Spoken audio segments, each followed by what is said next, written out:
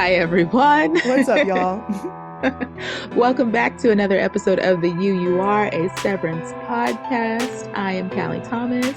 I'm here with my co-host, Rodnisha Green. What's up? And we are here for our third and final installment of Dan's Sci-Fi Rex. It's the last one.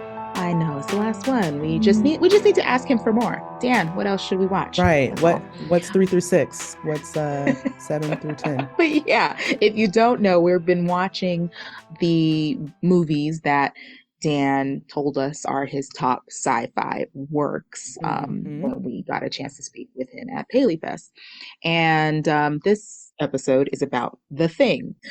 And then I guess I will say, maybe it's basic, but The Thing. Okay. I rewatched The Thing. I put The Thing on to go to sleep. I mean it because the Thing to me at this point is cozy. You have to have one at least that is your comfort one. Yeah. And the Thing is like it's a bunch of guys in a little cabin in the snow, and I put it on and I'm just like I sleep like a baby. I love it. Yeah.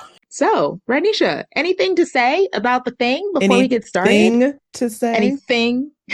I'm just going to let you guys know that's going to happen a lot this episode.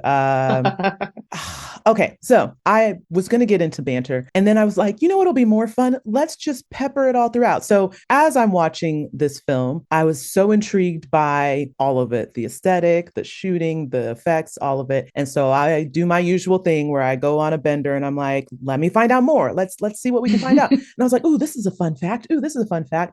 So rather than doing it all in one lump sum up top, I'm just gonna pepper some fun things throughout this episode, and this will just be my little segment called something funny or needful things or here's the thing or what do you think about that? You get where I'm going, right? The pun's gonna be there.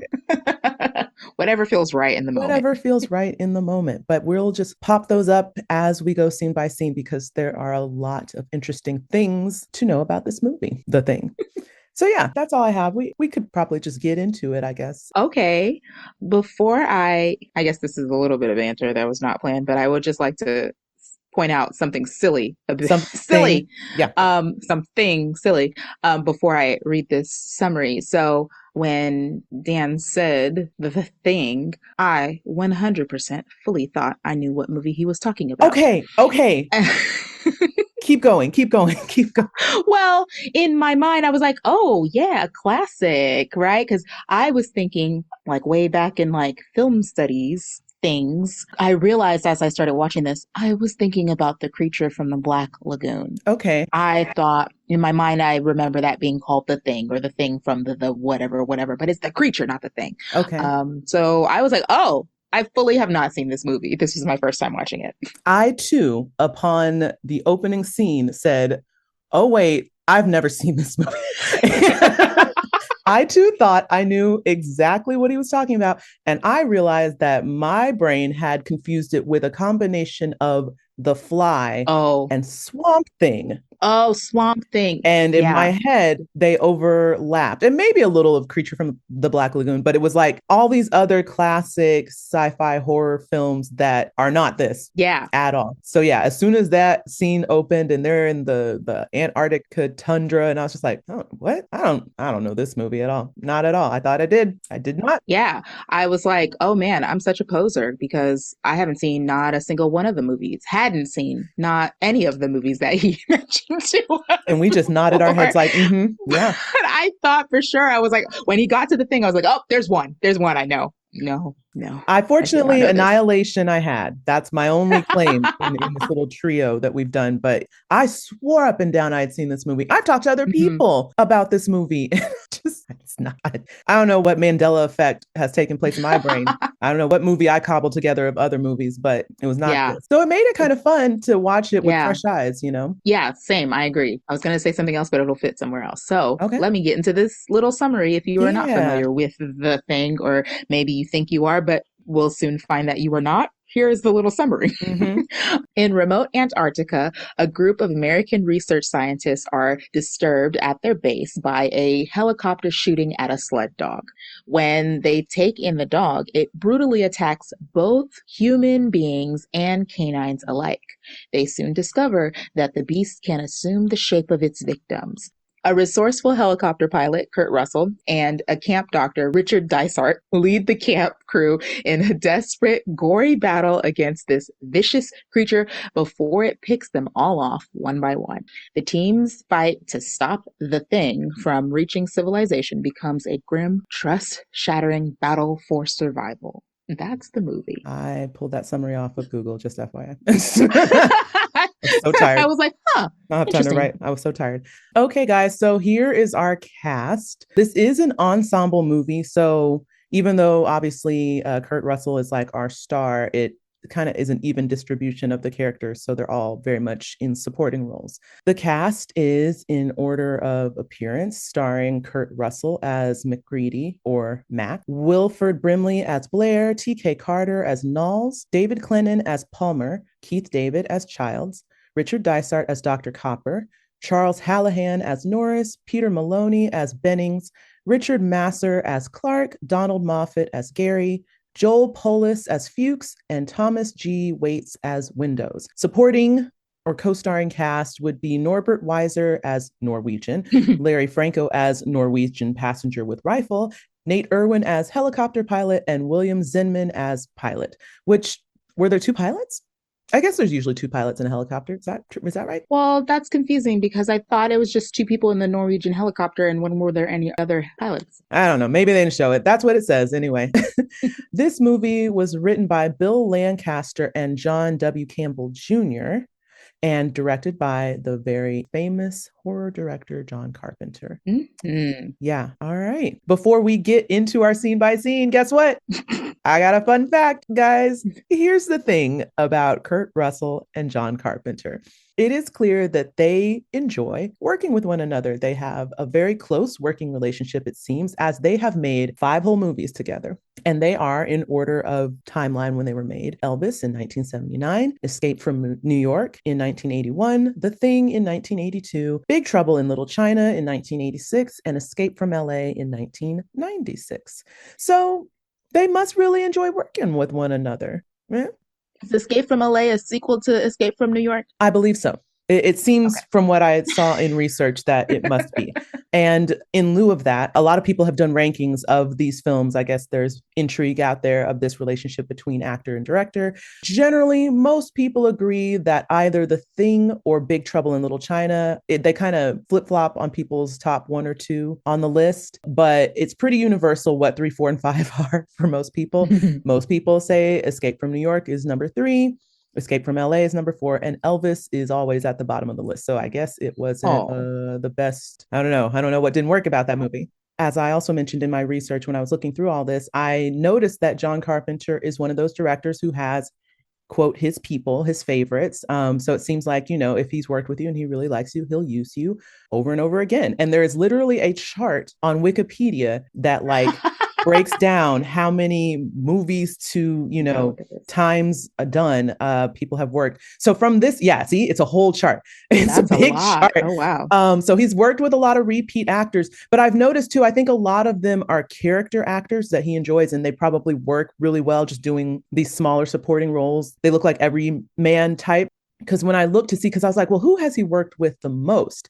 Apparently, it's this guy named Peter Jason, who he has worked with 7 times over the years. And I think his first movie with him was Prince of Darkness. Don't know what that is. So he's used him in a bunch, but he's worked with, like I said, Kurt Russell 5 times. He's worked with Keith David twice. Keith David was in the movie They Live, as well as The Thing. And they are the only 2 from this film that he has done repeat movies with. Everyone else has been in other different things, from people from Halloween he's used over and over, The Fog. So if you get in good with John Carpenter, or if you did, because I don't think he's really making movies anymore, then he'll use you once, twice, however many times. So that's kind of fun. That's nice to know. So yeah, if you guys are interested, you can just go to his Wikipedia page. It's on there. You can see the chart. Again, it's quite a number of people that he has gone back to use throughout the years. My obnoxious, I grew up in LA connection is I went to school with Frank Doubleday.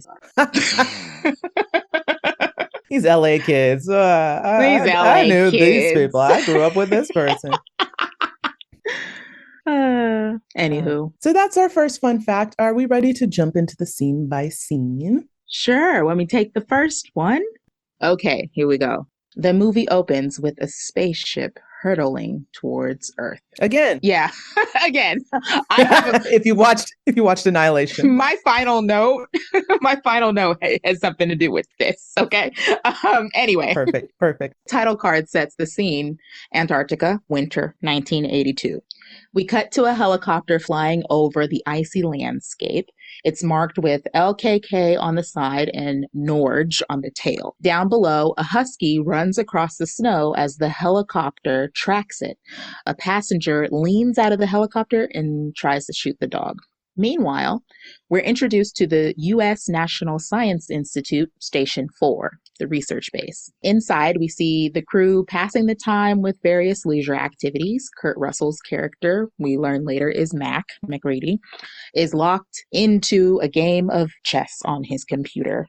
Back outside, the helicopter continues its pursuit of the husky, chasing it all the way to the American station. Mac hears the helicopter from his watchtower shack, and he comes out just as the rest of the team also exits the main base to watch the helicopter land.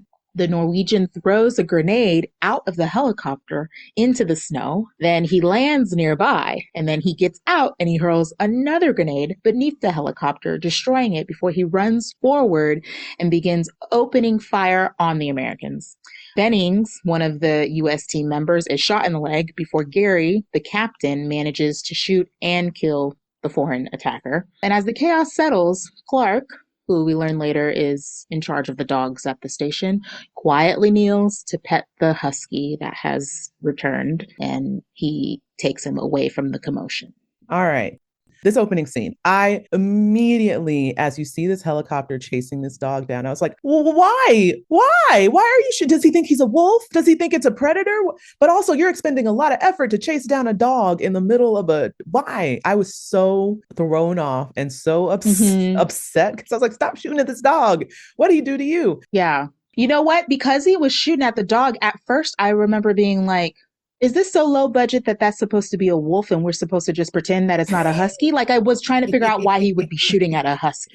Yes, again. And that's why I was like, maybe he's misjudging it. But what it initially, as I watched the scene, made me think, okay, these people have gone crazy and they've lost it. And that's why they're chasing this dog down, because they clearly have lost it. And I guess maybe this is going to be a cabin fever type of movie. Because again, this is the moment where I realized I've never seen this movie and I have no idea where it's going. And I was just like, these people are chasing down this thing. Is it rabid? Did it attack their camp? Do they think it's a wolf? Is it a predator? What's going on? Or have they all just lost their minds and they're chasing this dog? Do they need it for food? I was running through the full gamut of questions. I was very confused. Yeah. So here's something funny about the Norwegians. Obviously, we have this showdown that happens. And as soon as the Norwegians get out of their helicopter and are trying to chase down the dog, still shooting at it, which, side note, I was also additionally frustrated. And this is what made me think that they were crazy and had lost their minds. I was like, they're missing it horribly. They've been chasing it down left and right. They can't shoot it. They can't catch it. And this dog isn't like doing a lot of bobbing and weaving. You should be able to shoot it if you're that good a marksman, number one. And number two, when homeboy gets out, pulls the tab on the grenade and tries to throw it and it flies backward, I was like, what's wrong with y'all? You just blew up your own helicopter. That's dumb. What's happening here? Oh, see, I thought he did that on purpose. No. When I rewatched it, I realized he was trying to throw it forward and it slipped out behind him. And that's why he was like, oh, okay. See, later, once we find out what's going on, I was thinking, oh, I see what he was throwing it out that other Norwegian. Yeah. No, it was wholly by accident, which I was like, incompetence. Incompetence. Maybe they came from a science base like this one and they just are not good at those things. Oh, that's true. Kind of like Annihilation. We're going to make a lot of parallels, I'm realizing, to Annihilation. So yeah, maybe it's mostly scientists and not militarized. They don't know how to handle weapons, all that great. Who knows? Yeah. But as they have that confrontation and the man gets out and tries to shoot at it and starts yelling in Norwegian, of course, I was like, somebody has to have translated this, right? Right? Yes, because it was not on the subtitles if you tried. It was not. And I was like, I'm going to go see. And of course, the fans have done their work, because I'm sure anyone who's watched this movie since the 80s has been a fanatic and ran it through a translator to figure it out. Actually, do you want to take a guess at what he said? I mean, I'm going to assume that he was trying to yell that the dog is not a dog. That was my guess. Yes. So essentially, yes, that's correct. The translation says, get the hell away. It's not a dog. It's imitating a dog. It's not real. Get away, idiots. So if you know Norwegian, then you got the whole plot of the movie right here in this moment. But obviously, right. If you're watching this in theaters in 1982, you have no idea what's going on. So yeah, so we got the whole plot giveaway right there, but nobody knows what he's saying. He just seems like a crazy person shooting at dogs and people. So yeah, that's a fun little thing to know about this moment. Outside of that, I also love the chess motif that we get up top with McReady playing computer chess, because obviously the rest of this movie is going to be about moves and strategy and trying to read your opponent to know what they're going to do to possibly take you out. But of course, as soon as I see it, I was like, typically chess scenes tend to symbolize something that's going to happen down the road about strategy or your opponent or how this person thinks or whatever. And so the fact that it ends with him spilling his drink into the machine and just calling it a cheater, I was like, oh, this is very telling of this guy in a few ways. That's funny. Both that he is smart because he's playing chess on a computer, but also he's willing to throw the rules out if things don't go his way. So it was a good little setup there too.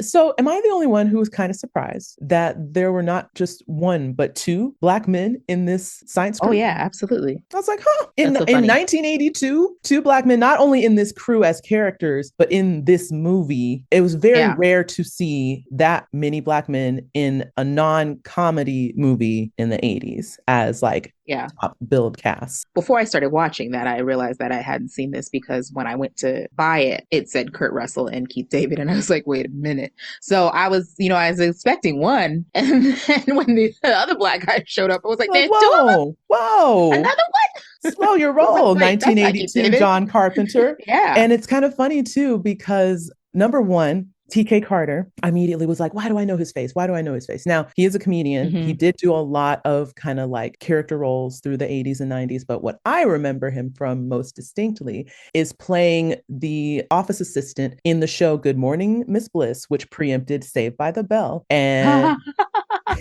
that's so funny. And he would work a lot with Haley Mills. He was like her little confidant. They would like kind of riff with each other. And then of course he worked with the kids too. But that's where I was like, oh, that's where I know you. You were in Good Morning, Miss Bliss / first season of Saved by the Bell, because I tried to co-opt it later down the road. Yeah. So that was what I immediately recognized him from. And I was like, well, that's fun. And then also, I'm realizing a lot of early Keith David movies. So I was not prepared. Yeah, because I was like, look at young Keith David. Looking like a Morris Chestnut. I was like, what's happening with this beard or the mustache and the shaved head? I was like, you know what's funny? There's a handful of actors that my dad gets told he looks like, and you know how it is with acting. You get sent for roles that are like, oh yeah, you're so like you get sent for like a Keith David, right? Yeah. And I have seen it in sometimes and not seen it other times, but this I was like seeing young Keith David. I was like, oh yeah, I can see.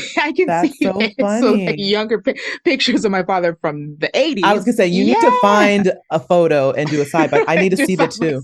I need to see the two. It's like, Keith David type. Got it. Yeah. But I've never seen young Keith David in his films from the 70s and 80s. So I was kind of taken aback. Yeah, I was like, look at that baby face. I had a pearl clutch moment. I said, oh, young Keith David could get it. I don't know.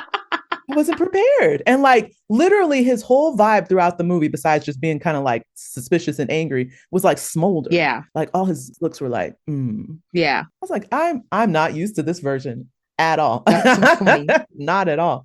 But yeah, so that kind of caught me off guard seeing both of them in this movie, but also kind of fun that they were both in this movie. And also I appreciate that they didn't give them like prototypical Black role things to do, right? Like they weren't like the shuck and jive and I'm here to be the comic relief. You know, like I appreciate that they were just characters within this set and they had their thing, each of them had, and it was a different thing for each of them and allowed them to just be additional members and not some type of kitschy role. So So yeah, I appreciate that. And it also made me wonder, is this one of the reasons why Jordan Peele loves John Carpenter? John Carpenter. Because this is Yeah. maybe the first time you see Black male representation that isn't being put upon in some way. Like you just get to see yourself on screen doing what everybody else is doing and lending yourself to. I had to wonder because I know he loves John Carpenter. And again, I get why. He's a great director. But for horror, I'm like, this has to be one of those movies that Jordan Peele saw as a kid and was like, yeah. Oh, okay. Yeah, I want to do this. I see myself doing that. Yeah. All right, let's move it right along, guys. Okay, so in this next section, we are going to do a little more digging into the Norwegian camp. So back inside the American base, Dr. Copper stitches up George's injured leg because he got shot. Meanwhile, Windows, this is a person, by the way. I'm getting confused. It took me a while to find his name and go back and put it because I was like, some guy in my notes. And I was like, what is his name? Like, and then Windows I thought they were saying Wendell. So I was like, I got to look at the cast list because I don't know what this man's name is. Windows. Got it. So Windows tries to reach someone over the radio to report the attack, but he's not able to. They haven't been able to get a signal out for weeks.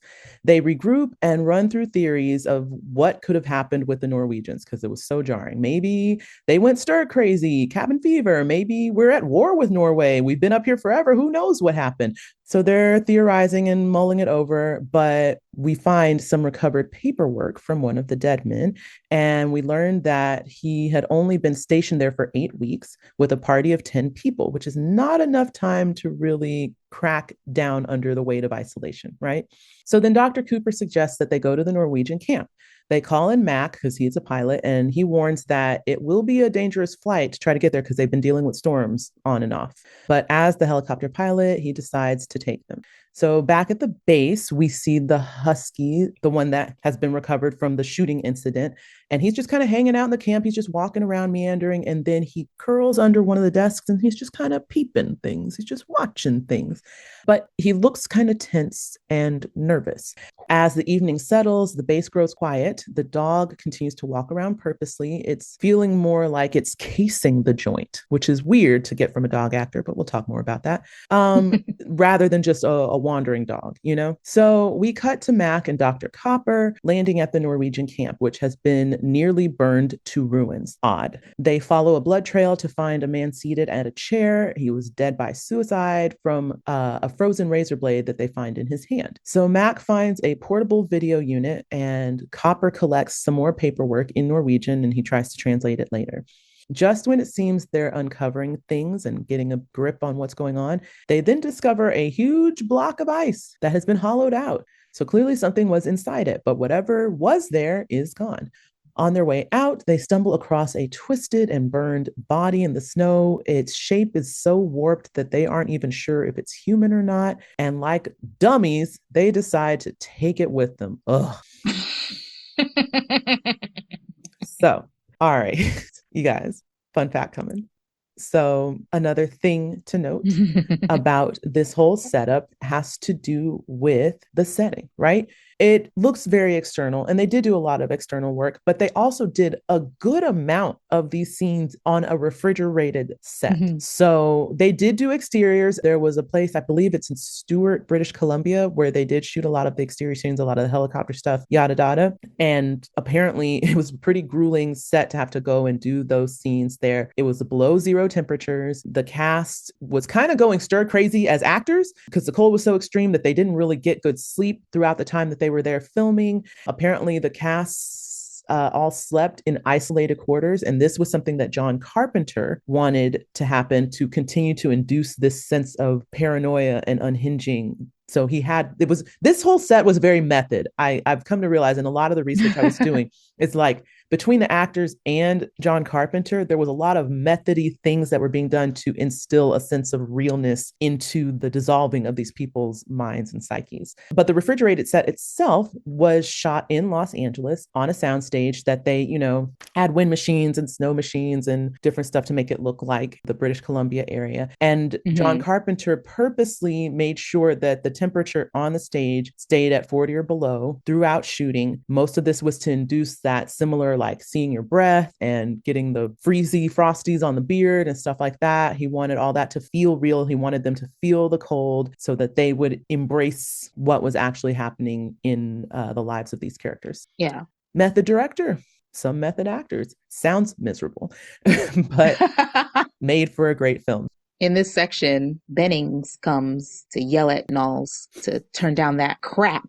And it's Stevie Wonder's Superstitious. And I was like, how dare you? Because the scene started, right? Mm-hmm. And I was like, okay. Right? I was like, oh. Started playing. And then he said, turn down that crap. Some of us are trying to sleep. And I was like, crap. How dare you? How dare you, sir? This is one of the greatest musicians to ever live. How long have you been here? I don't care if you did get shot. Yeah, I had a similar reaction. I was like, oh, I love this song. This is a great song. But then also I was like, oh, Superstitious. Good song to interweave into what's about to happen in this camp. Yeah. So, just seemed like a vibe at first. And I was like, oh, subtext. I see what you did there. I see what you did there. Get us all feeling good. But the words underneath are like, something ain't right.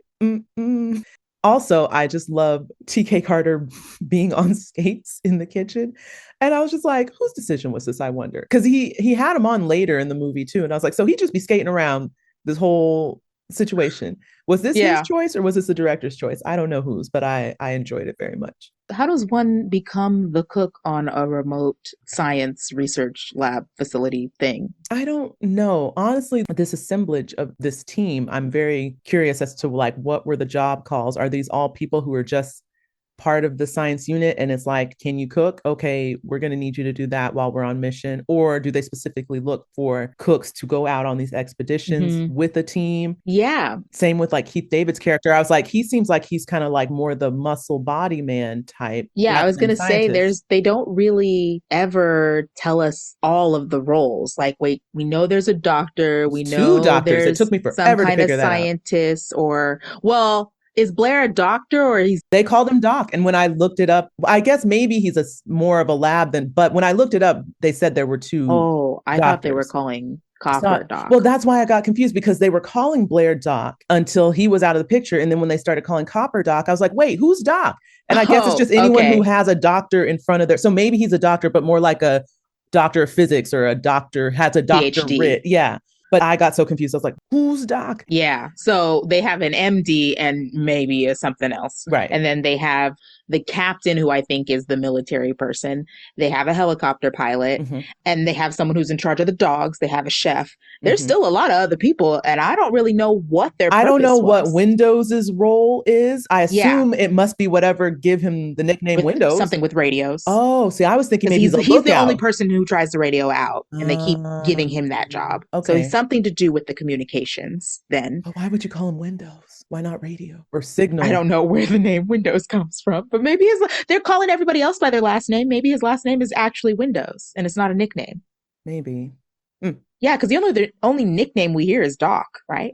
But yeah, I don't know what Childs did.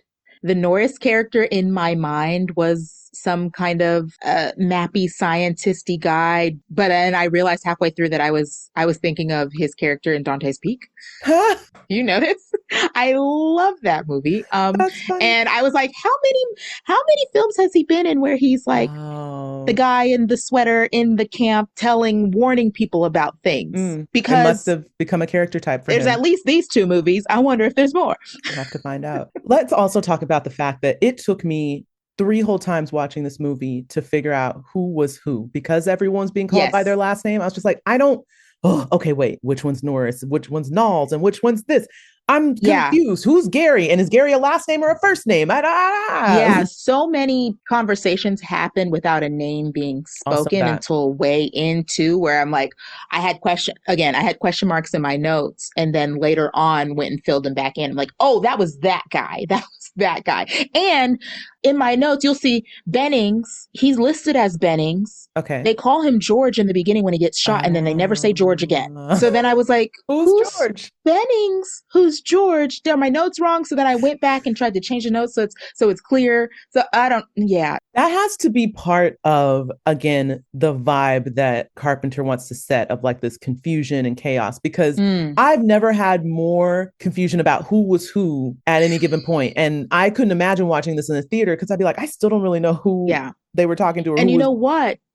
it's worse whenever they're outside because then they're all in their snow coats. Yes. And you can't really see their faces. You They can't got goggles really on. They've got many snow beards. distinguishing features. And then also they will yell over each other a lot. So, and then they'll be yelling and they'll say names, but they don't necessarily look at the person. So much of this movie was me being like, wait. I didn't know Palmer's name until the last 20 minutes. Much like you, when I was doing notes, I would just put like a little blank and I was like, I'll come back. I came back and filled in one of your blank. I was like, wait, which part is this? Wait, I actually don't know. Google, who flew with bloody blah to the bloody blah? Okay. It was Palm. Okay, got it. I have a whole Google search history that was like, who played this person? Because I was like, if I see the actor's face, and I'll be like, oh, okay, yes, that's who they are. Yeah. It was so confusing. Boy, oh boy. Wow. We went so off base here. Right. I wasn't expecting that. But also, in this section, Mac a couple times keeps calling the Norwegians the Swedes. And then Norris or whoever will correct him and be like, they're Norwegian. And I was like, this is going to get real annoying really fast. And then by the time they left the base, he corrected and was like, yeah, they're Norwegian. I was like, okay, good. Because I don't know, it was such a little thing, but it was bugging the shit out of me. When he did it a second time, I was like, this is feeling racist. This is feeling like you have something against the Swedes. Pointed. And I don't like how this is coming out. Yeah. How long is this going to go on? But then it stopped. Yeah. Okay. I didn't realize the first time I watched through, because again, much like this whole trilogy we've been doing for the Sci-Fi Rex, my first watch is usually I'm sleepy, it's been a long day, and I got to watch this movie. And so I miss a lot of stuff. I didn't understand my first watch through how they knew or came to the conclusion that fire was a solution for dealing with the situation. And watching it the second time through, I was like, oh, it's when they go to the camp and they see that the body has been burned up. That's when they get the indication that, oh, fire must. Because I was like, how did they even know that fire? Because they only exclusively use fire to deal with this thing. How did they even know that that was going to work? Well, to be fair, in the next section, they do attempt to shoot it. When they have their first encounter, they do attempt to shoot it first. True. That doesn't work. So they're like, let's try something else. Yeah. I just didn't know if they were just like, well, the only other thing we have is a torch flamethrower. So let's do that. I'll be honest with you. That's what I thought. I thought they were like, bullets don't work. What else we got? We have flamethrowers. Well, we'll talk about it when we get to it, because the reason why I had that question is because I'm like, how do you know that that's going to work necessarily? Because we'll get to it. And we'll talk more about the dog as well. Well, I immediately was like, when he was walking slowly, I was like, I don't trust this dog. And I don't like this because I like dogs and I really like huskies. But this husky is creeping me out and I don't trust it. Something ain't right about this husky. Yeah, something ain't right. Yeah. Okay, so moving on. We're getting into longer chunks. So Mac and Dr. Copper return to the camp and carrying that grotesque corpse that they recovered. From a window in the base, the dog still watches them very closely. The body is an abomination. Facts. It's got purple organs. It's got multiple crazy limbs. It's got a contorted head that looks like two heads trying to split apart in mid-scream. So Gary, the captain, instructs Blair to perform an autopsy, and the dog continues to watch as it all unfolds. Meanwhile, back in the radio room, the captain orders Windows to keep trying to raise somebody on the radio. He still hasn't reached anyone. In the lab, Blair examines the twisted corpse, and despite its horrifying appearance, he finds that its internal organs are completely normal. The heart, the lungs, stomach, everything's there, everything's where it's supposed to be, it all looks human. Later that evening, the crew relaxes. Some of them are in the lounge, some of them are in their sleeping quarters, and Clark takes the husky down to the kennel with the other dogs. As he opens the gate, the dog hesitates before entering, but then it finally goes in, it lays down, but the whole time he's unnervingly still and staring straight ahead at the wall. After Clark leaves, the other dogs begin growling, and then they begin barking. And then suddenly, the husky splits open, its mouth tears apart as a bloody creature erupts outward. Tentacles spring from its body, followed by spider-like legs that shoot out. It's making me itch thinking about it. Yeah. And Clark hears the noise, then rushes back and opens the kennel door. And a couple of the dogs escape out just before the creature then lashes out and Clark slams the door back shut. Upstairs in the kitchen, Mac hears the commotion and he pulls the fire alarm and then races down with his gun. And the others, hearing the alarm, soon follow, or some of the others. And then Mac shouts for someone to go get Childs and the flame thrower because he tries to shoot it and nothing happens. So inside the kennel, the creature is thrashing about. Its tentacles are surrounding one of the trapped dogs and it's beginning to morph and mimic the canine form. So Mac fires at it, but Clark is protective of his dogs, tries to stop him. Like, Clark, you can't save that dog. Get out the way, sir. Move. Yeah. And so then this thing starts to stretch upward and attaches itself to the ceiling. And then Childs arrives with a flamethrower and then it blasts it, torching the kennel, that whole corner that it's in. And then the rest of the team rushes in with fire extinguishers to smother the flames, leaving behind just the charred alien remains. And they stand around in shock, staring at what they have just witnessed.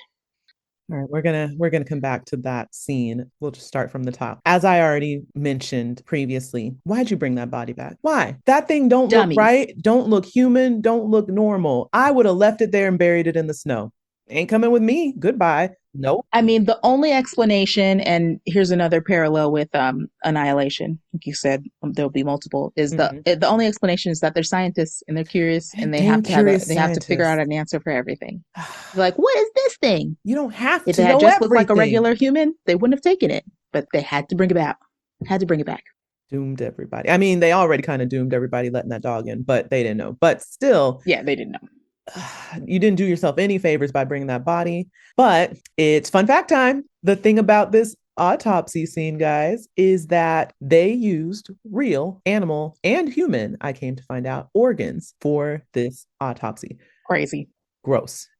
John Carpenter stated in the DVD commentary, I guess you can get if you own this film, that they did implore that. He wanted it to look as realistic as possible, that pretty much the entire crew and cast were grossed out about it. And the only person who wasn't was Wilford Brimley, who plays Doc Blair, which good thing he wasn't because he's the one handling all of it, but also gross. Yeah. And they said they went to local butcher shops and I think maybe anatomy labs to get the organs and body parts to use. And I was like, It makes sense because I remember during the scene being like, oh, this looks very good for the 80s, for the early 80s. You know what I mean? Yes. Like, oh, especially because, you know, how we talked about when we did Dark City, how like sometimes it's hard to suspend disbelief when you're watching something that is much older. Yes. And, you know, but I was like, this looks real. Yeah, this is definitely ahead of the curve. And it also explains everyone's real reaction to it, which is like, ugh. Yeah. Because they're watching real organs and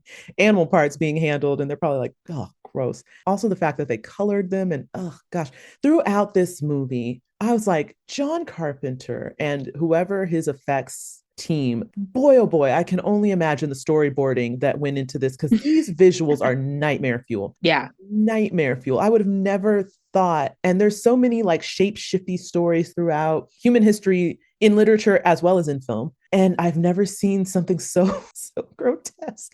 And like the way it takes form and transforms, it's so like the face when they showed the head that was like the screaming face and it's like you're seeing it pulling apart. Yeah. I said, who thinks of that? Yeah. Who thinks of that? Who woke up with a vision one day and said, I know what it should look like? Right.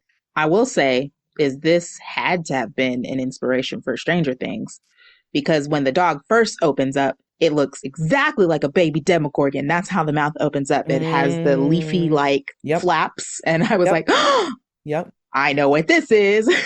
I also, okay, so let's get into the kennel scene. I also, as it started sprouting those little tentacles and wires that went everywhere, I was like, I think this is where I'm getting it confused with the fly because it has that same kind of like, yeah. So I was like, oh, okay. I think I'm understanding how my brain took some of the imagery it's seen from this film and made it again its own thing, but clearly separate. But like that thing looked like a weird insect animal hybrid, especially when its face opened up. I said, oh, take me away. Just take me now. This is off. This Yeah. is awful. And I was trying to very much understand not just the anatomy of the thing, but like how it, I mean, I know they get into it a little later about like the functionality of it and what it does to replicate itself. But I also am still kind of confused on like, is it one entity? Is it a bunch of entities? Does it have the ability to like separate itself from dying tissue? And why does it decide when it wants? So like in this scene in particular with the dog kennel stuff, it's like, does it unfurl itself and reveal itself because it needs to do that to take another form?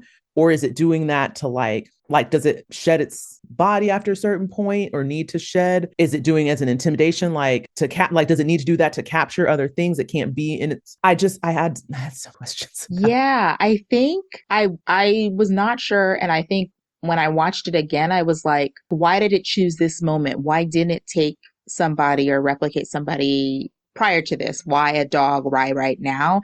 And the only thing was maybe it only does it when it needs to protect itself. Okay, maybe. And the dogs were sensing that something was wrong with it. So it was like, well, now I gotta take these dogs. Okay. That makes more sense. Cause I was like, what was the goal here? Was it just gonna be another dog? Right. That don't make no sense. Right. But that does make a little more sense to me, what you're saying about it just being a protective response and having to take out the threats. Them dogs, by the way, that whole scene, I was like, I've never seen dogs acting their faces off the way these dogs is acting their faces off. When I saw that one dog jump up on the fence and start chewing at the wire to get out, I said, this dog said, I gotta get out of here. Yeah. And even just like the idea that it's a dog that didn't go into fight in the fight or flight. You know what I mean? Like you would expect them to just attack. But yeah, that dog was like, They said, not today. I don't know what that is, but I'm gonna just try to get out. I'll be over here chewing a hole. You guys have fun with that. Yeah, the way they all responded was wild. And that takes me to my next fun fact. I call this needful thing because I need this dog. And when I think about it, it's kind of sad because this movie was made in 1982. So this dog is definitely not with us anymore. But we need to talk about Jed, the dog, who is the dog who was the main dog from the beginning, the thing in dog form. This dog is acting his literal face off. Okay. Jed, according to many on set, wasn't just any dog. Okay. Here's the thing. First off, he was already pretty exceptional because he was half wolf Malamute. That was his breed. So that's kind of why he looks a little wolfy. And then a Malamute is basically like just a super large husky. And they're typically Alaskan native dogs. But yeah, so he's already like exceptionally bred, exceptionally smart. Apparently he was trained by legendary animal handler Clint Rowe. And everyone was blown away by this dog's performance. It was so good that he actually occasionally freaked out the cast and crew with the way he was able to like stalk and like do things on command and be so still and have this awareness and this looking and this staring that it actually freaked out a lot of the actors on set that worked with him. And Jed was so good at his job that stalking scene that we see of him going throughout and needing to stop and take assessment of things and then walk some more and stop and look around. And then when he gets in the kennel, how he like goes in slowly and kind of looks at them and then just sits and slowly stares and just does all that. Got it in one take. John Carpenter thought they were going to need multiple. This dog said, I got you in one. Jed the dog is a good boy, even though in this movie he's not such a good boy or a real boy, but in real life, he's a good boy. And I want him. Oh, man. I've never seen animals be so well. Like that dog freaked me out. Like you were saying, like he was given face that I was like, oh, should I be concerned? Yeah. Wait, maybe they had a reason to be chasing this dog down with a gun. What's up with this dog? Right. And when that happened, I said, oh Lord, they let the enemy inside the house. Yeah. And they did it because he's so cute. He's such a cute boy. They said he can't possibly be the enemy. Yeah. Immediately I was like, oh, that's why they were shooting at it. Okay, gotcha. Also makes me think the thing must be pretty smart, if nothing else, observant enough to be like, you know what humans seem to like are these dog things. So if I just imitate this dog thing, somebody's going to find me at some point and take me in. And then I got him. Because they immediately did. They didn't question it. They were just like, it's this dog. He's going to come live with us now. And I wondered, this only just occurred to me. I think I always assumed that they had a dog that they send out to do like searches or something. I did too. I thought that too. Because he wasn't like, oh, hey fella, like, how you doing? And trying to try to coax it in like it wasn't their dog. Like it seemed like he just knew it and their dog was returning. That's what I thought at first until I did research. And apparently, no. He was supposed to be a dog either from their camp or elsewhere. It wasn't one of their dogs, but they let him in because they were like, we feel bad for this dog. We don't know why he was chasing it down. We're just going to let it. Yeah. I wonder if a scene got cut. Maybe, but I know they were talking about it. And I think there's a remark they made later in the movie that said something about like no dog would be able to travel through that amount of snow and make it to our camp. And that was the tip off that it was not a real dog. So I was like, oh, but I did think at first that it was their dog that somehow just got out or was a scout dog or something like that. And that just got chased down by the helicopter. So I'm going to venture to say maybe there was a scene that explained it a little better. Maybe. Or maybe there wasn't. Who knows? But that dog did a good job. Him did a great job. Well, much like I was suspicious of this dog very early on, this scene made me very suspicious of Clark because once he got down there and the dogs were barking and he went to go check to see what was happening before he opened the door, he seemed a little too calm for what was going on. And even after he closed the door, he still seemed a little too calm for watching what he was watching. It almost felt like are you trying to let this happen? Yeah, Clark had weird behavior. And it was one of those things where it's like, I don't know what's up with you and these dogs or this dog in particular, but you're being real weird about it. And then when they had the scene and of course him interrupting them, trying to get at it or kill it, I was like, sir, get out the way. What do you see what's happening right here? It's going to kill all your dogs if you don't interfere. And then but this wasn't as suspicious as it was just like, what are you doing? When they brought Keith David in and he kind of hesitated to start burning it. I was like, time, he people, was like, burn I think the thing. that was like shock. He was like, what the heck is this thing? I mean, yes, but also like, sir, come on. I don't know what your role is exactly, but you got the weapons. Yeah. I need you to use the weapons. They almost hesitated a little too long and fortunately got it. But then I got frustrated too because they set it on fire and then immediately put it out. And I was like, no, it needs to burn longer. I understand you're worried about the structure, but like, give it some time. Let's make sure this thing is dead. Yeah. Please. Yeah. Or if we are going to like do this to save the structure, they should have taken it out immediately. And burnt it some more. But we will see next that they do not. They autopsy this as well. And that ticked me off even more, but yeah. Yeah. I also thought it was weird. I felt like it took too long. Maybe the base is bigger than what I was imagining, but it took too long for them for other people to notice the barking for me. Agree. Because them dogs was going ham. I would have thought you would have heard that and been like, something's up with the dog. Someone go check it out. Yeah. It did take a long time. Maybe they were further away. Yeah. I was like, y'all are in the middle of nowhere. It's not like you could hear a dog barking and think it was coming from outside. You know something's going on in your base. Like, I didn't understand. Decisions were made. Choices were made. It was all preventable, at least up to a certain point. All right. Let's move on to our next section. So we pick up, it's the next day from the incident, and Blair is beginning the autopsy on the latest thing to walk into his lab. This is the one that consumed the dogs in the kennel. So as he's pulling back the layers of tissue to examine it, he's able to discern by doing some poking and prodding that this life form is essentially a shapeshifter and that it can perfectly imitate any creature by digesting and absorbing it. Fortunately, they got to it before it could finish with the dog. So in the kennel, the doc asks Clark a little bit more about this new dog's behavior, if he noticed anything strange. And the whole time he's doing this inquisition, he's got this kind of like, type of vibe about the questioning. So he's baffled to find out that the dog wasn't initially put in the kennel immediately until that night. And he starts to question Clark some more about his time with the dog. How long were you with him? Do you remember anything strange about it? Clark's all like, no, I mean, I had him for about an hour.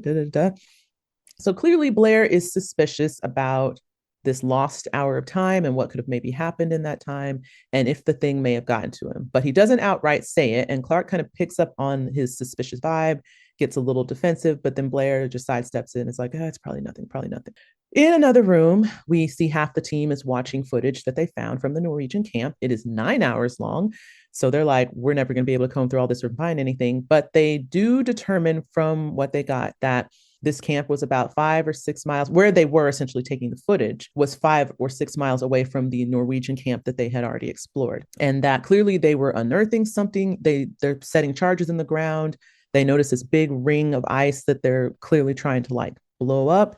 that something must be buried underneath there. And that, again, could answer more questions. So Norris, Palmer, and Mac decide to fly out again, only they're going to this new location to assess the situation. And once they arrive, they check things out. Norris tells Mac that this ice is about 100,000 years old based on whatever sciencey things give him that information. And they then find a cut out in the hole in the ground that is the same size as the block of ice that they found at the Norwegians' camp. So back at the US camp, Mac makes a guess or a conjecture that they are dealing with an alien that maybe crash landed 100,000 years ago, and that the Norwegians dug it up, carted it back, and it defrosted and killed them all. Childs isn't exactly buying this. He says that this is kind of voodoo BS, and the crew debates what maybe really is going on. Blair is just quietly studying a photograph of the Norwegians and the block of ice, and his mind is just kind of mulling over what they could have possibly unleashed. The argument is then interrupted when Knowles storms in and throws a pair of shredded long johns at Mac and basically accused them of leaving their dirty underwear in the kitchen. That's gross. Don't be messing with my kitchen, and goes about his day. Back in the lab, Blair runs a computer simulation with some cells from the thing. And we see that there's a red triangular intruder cell mixed with some other oblong blue cells that are just the normal dog cells. And what we see is the intruder cell encroaching upon those normal cells. It absorbs it, consumes it, and then slowly shifts into a blue cell itself. And then it sneaks up on some more cells and eats them cells. And then it sneaks up on another cell and eats those cells. And that's essentially how it is able to masquerade and shift. So as he's realizing that, the screen then reads that there is a probability that one or more team members may be infected by an intruder organism, and that it's a 75% likelihood. This is not sitting well with Blair. He clicks some more keys on the computer, and it offers another projection that if the intruder organism reaches civilized areas, the entire world population will be infected within 27,000 hours from first contact. So he reaches for the pistol in his drawer because he's like, that ain't good. And then we jump to Mac, who is examining the shredded long johns, and he's just finding it very weird. He's not really saying much, but he's just kind of like, huh. He's then called by Blair to the lab. And while they're moving these mutated bodies from the lab to the storeroom, Fuchs asks Mac to step outside because he wants to discuss something with him. And he looks a little shaky and clearly doesn't want anyone else to hear what he's about to say. Meanwhile, Windows is still in the storeroom with Bennings, and he's wondering if they should burn the bodies instead of trying to store them. Bennings says, we can't burn the find of a century. That's going to win somebody the Nobel Peace Prize. As Bennings retrieves some items from the storeroom, before they lock it down, we see this red goo oozing out of the body that they just put in there. And that's it. And then we jump back outside where we see Fuchs and Mac talking in the car. And Fuchs confides to Mac that Blair is acting strange and won't leave his room. Fuchs starts to read a passage from Blair's journal, and he mentions that he took it from the lab when Blair wasn't around. And the passage says that it needs to be alone and in close proximity with a life form for it to be absorbed, and that the chameleon strikes in the dark, and there's still cellular activity in the burned remains. They're not dead yet. So we cut back to Windows, who comes back to the storage room to retrieve Bennings, only to find the bloody shreds of Bennings' clothing strewn across a chair. And then he turns to find the thing as it is currently absorbing and mutating into Bennings. Freaks out and he takes off outside, and then he runs to tell Mac and Fuchs what's going on. By the time they get back, the thing has disappeared out the window. So Bennings is running away from the camp, and the group then gives chase to him, and the creature clearly hasn't fully mutated enough to have enough strength to keep going. So it stops and kind of keels over, and it's out of breath. And as the remaining team approaches and gets around him, Mac warns the group, it's not Bennings, it's not Bennings, don't approach him, don't touch him. And then we get a slow reveal from the camera that kind of pans around, and we see Bennings' face look up, and then he's got these weird, horrendous, malformed hands, and he opens his mouth, and this shrill cry echoes from his body. And then Mac just tips over a tank of gasoline, lights a flare, and sets Bennings on fire. Inside, Gary is visibly shaken, and he's saying he's known Bennings for years. He can't believe that that's what happened, but Mac reminds him that's not Bennings. So then the crew gathers all the remaining alien remains that they've collected and burns them in the snow, which they should have done the first time, but whatever. And as they watch the flames, Mac asks if that's everything, and someone confirms it is. And then they realize Blair is missing. Dun, dun, dun. All right. This whole moment I was like, at what point could we possibly prevented the things and maybe maintained some status within this camp? Like, I feel like there were several points throughout this where we could have prevented the spread of the thing. And everyone just keeps making bad choices and after mistake. Just some reactions as we're going through this thing. First, as soon as we see Blair's little simulation, I was like, oh, they got AI? Okay, what's this computer doing? Why is it making all these complicated probability? And how is it, what with the cell and how does it know it? What's the technology here? He squeezed some blood onto a disc, and then he put the disc into the old computer, and then the computer said, bloop, bloop, bloop, here's the simulation. Like, I was trying to figure it out. Anyway. I didn't think too hard about it because I was kind of wondering it, and then I was like, not this doesn't matter. I was like, savvy enough. Here's some of the future tech sci-fi bit of this. Right. And then, I mean, it does make me wonder if there was, I don't think there was, but I'm like, is there some way that you could path like what you're seeing on a slide under a microscope now into a computer? That's what I mean. I was like, oh, here's the future stuff. But I'm wondering if there was a way to do it then just by I don't know. Again, I don't know. Probably not. But it would have to be something that he saw under the microscope and then programmed like to animate to show. But I don't think like the prediction technology was there, if that makes sense. What's there? Okay. But anyway, when we saw that happen, I was like, oh, so this thing about to do the same thing to the humans? I was like, he knows this.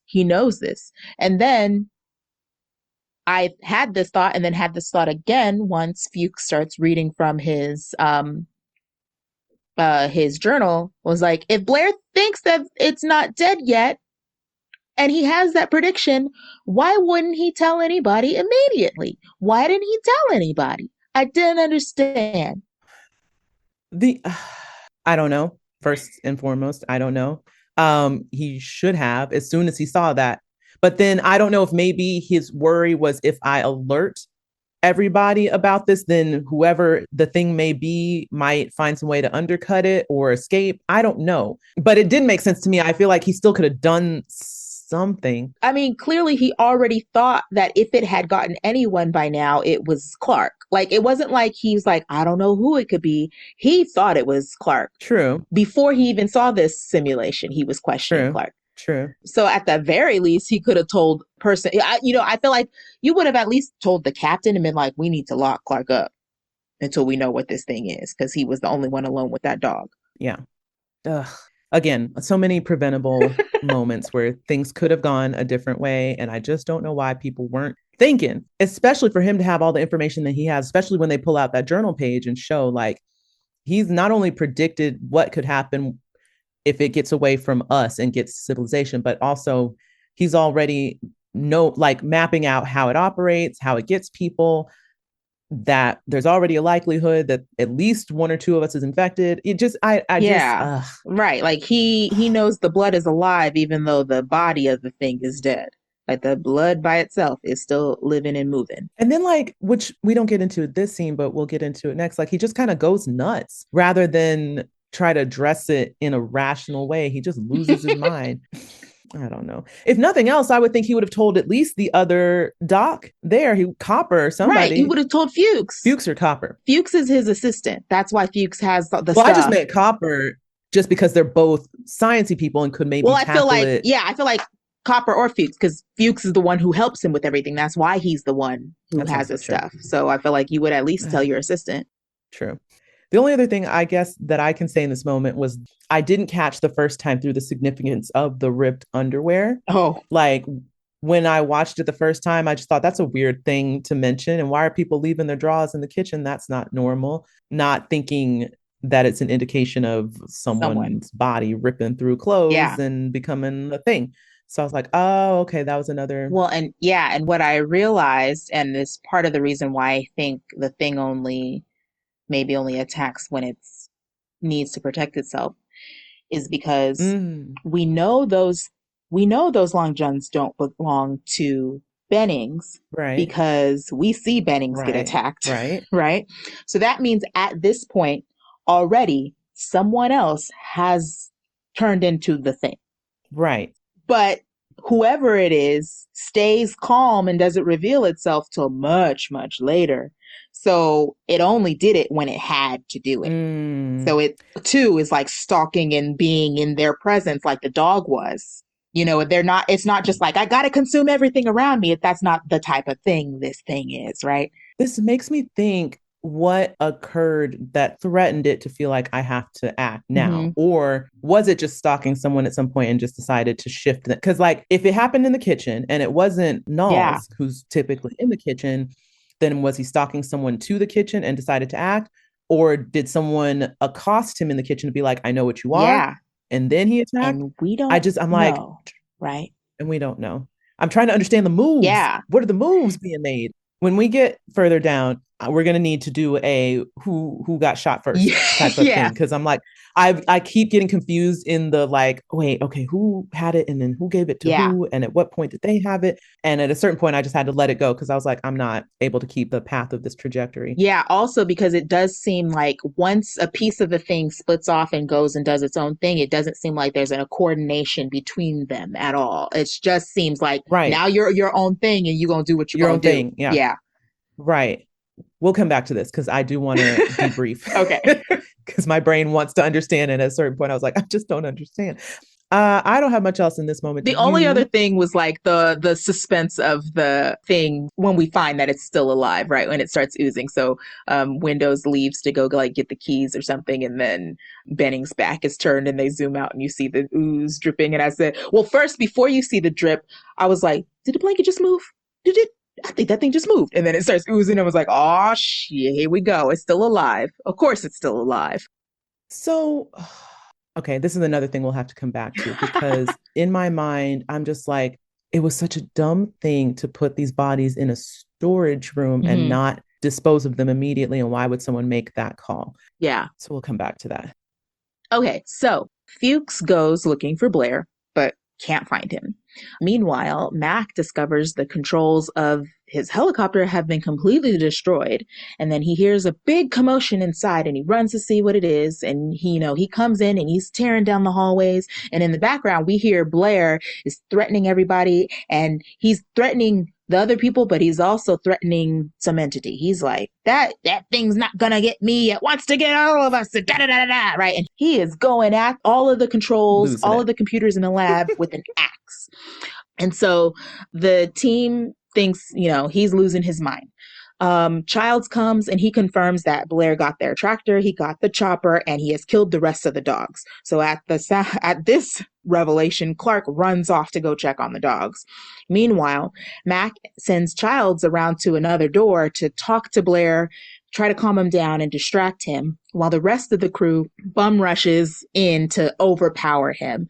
And they decide that they're going to lock Blair in the tool shed where Dr. Copper sedates him and gives him a little something, and then they exit. And before Mac leaves the tool shed, Blair warns him to watch Clark. He's like, watch him close. And I was like, yeah, that's right. Anyway, the team then discusses what to do next. So the choppers are destroyed, the radio's still down, and undoubtedly at this point, one or more of them is infected. Dr. Copper then reveals that he's been thinking that they could do a blood test by comparing everybody's blood to the bank of uncontaminated blood that they have in the storage room. Because, they have everybody's blood in case somebody gets injured because they're in a remote place working on their sciencey stuff, whatever. So they have a refrigerator full of blood. Fuchs then insists that they need to let Blair out. Blair is one of the people that could help them. But Mac is like, no, he's too far gone. We got to keep him locked up. So then inside in the storage room, they find that someone has gotten to all the reserves of blood and cut them all open. And they realize that someone with the key to the lock must have gotten in, and only Dr. Copper has access to the lock. Gary keeps all of the keys on the key ring. He just gives it to Dr. Copper. Dr. Copper gives it right back. So, understandably so, suspicions begin to rise, and they argue about who can be trusted with what. So much so that Windows decides he's going to take off, and he runs to the rifle cabinet and gets a rifle. And then Gary comes and aims his gun at him, telling him to put the rifle down. And they eventually get the rifle away from Windows, and Gary insists that, hey, I can't speak for Dr. Copper, but I swear to you, I didn't do anything with the blood. And as a gesture of transparency, he sets the gun down and he offers to let somebody else be in charge. So he nominates Norris, but Norris is not up for the job. Childs volunteers, and they're like, not you. And eventually the job falls to Mac. I'm going to talk about that later. Yeah. So the team then goes outside to burn the blood because, they don't know if it's infected now. And Mac instructs Norris and Childs to sedate and tie up the team members who have most likely already been infected. So they suspect Gary, Dr. Copper, and Clark. That's who they're the most suspicious of. Mm-hmm. And then he puts Fuchs in charge of now figuring out another way to test everyone. And so Mac makes one final recording to hide away in case anyone comes behind him so that there's a record of what's going on. And this is where he reveals his theory about the long johns, and that he thinks when it turns into something, it rips through the clothing. Mm-hmm. And he says, unfortunately, the label of the long johns is not there, so they don't know who it belongs to. He then goes to see Fuchs and see how he's doing. And Fuchs tells him that, hey, if only one particle of blood is all that's needed to take over for this thing to take over somebody, we shouldn't eat together. Everyone should make their own food. And I suggest we eat out of canned foods. Smart. Mm-hmm. So then later that night, Fuchs grabs the flare and goes outside because he notices a noise, and he finds McReady's gear has been torn up in the snow. And inside, Mac goes to the others in the lounge, and he asks if anyone has seen Fuchs. Apparently by this point, it's been an hour. The lights are out in the lab, and any one of them could have gotten to him. So he instructs the team to split up and meet back in the rec room in 20 minutes. So he takes Knowles and Palmer, who refused to go with Windows, by the way. So for some reason, he suspects Windows. I don't know when that suspicion started, but he's like, I'm not going Windows. Right. Right. So the three of them, they first go to the tool shed to check if Blair has seen Fuchs, and Fuchs says, it ain't Fuchs. No, Blair says, it ain't Fuchs. And he begs them to let him back inside, but they still leave him in the tool shed. Then they go on and they find a pile of clothing burnt to shreds, and it has Fuchs' bent up glasses and a flare nearby. And they posture that what must have happened was that he knew he was changing or infected, and he burned himself up. So Mac sends Palmer back inside to tell the others, while he and Knowles continue on to check his shack because the lights are on, but the last time he had left it, he left the lights off. And then back at the camp, the team works quickly to board up all the outside doors, and Norris looks out the window and sees Knowles coming back without Mac. So Knowles then comes in and he explains that he cut him loose because when they were in the shack, he found evidence that he might be one of them, another piece of ripped up stuff. And so as the team begins to argue about whether or not they can trust Knowles, they realize Mac has already somehow made his way back inside, and he's in the storage room. So they go to get him.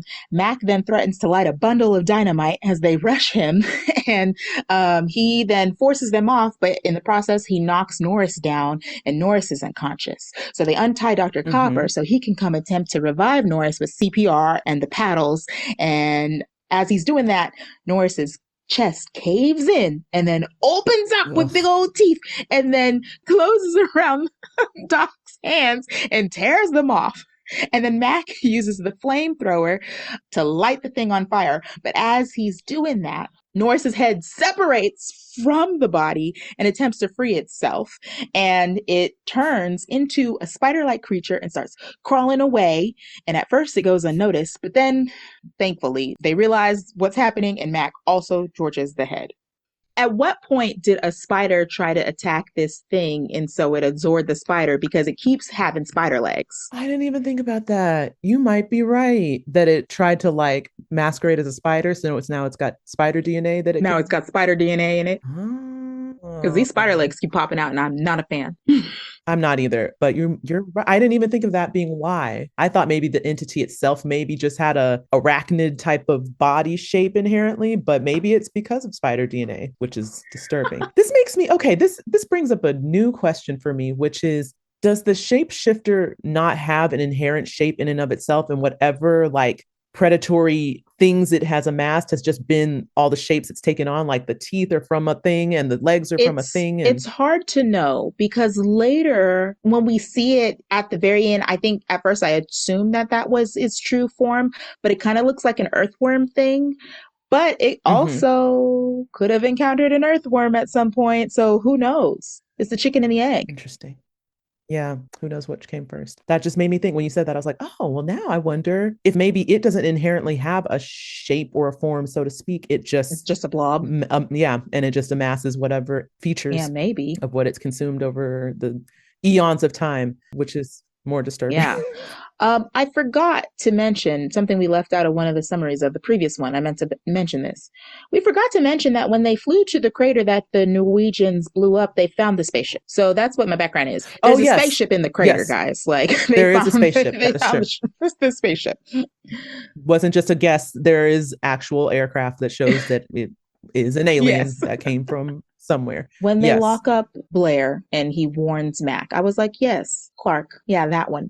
Yes, which spoiler alert, we're wrong about Clark, but I was on the same page as Blair. Right. I mean, it tracked. I was very glad that Mac believed him enough to share this suspicion with everyone, because when he went and told them what to do next, he said watch Clark too. Keep an eye on Clark.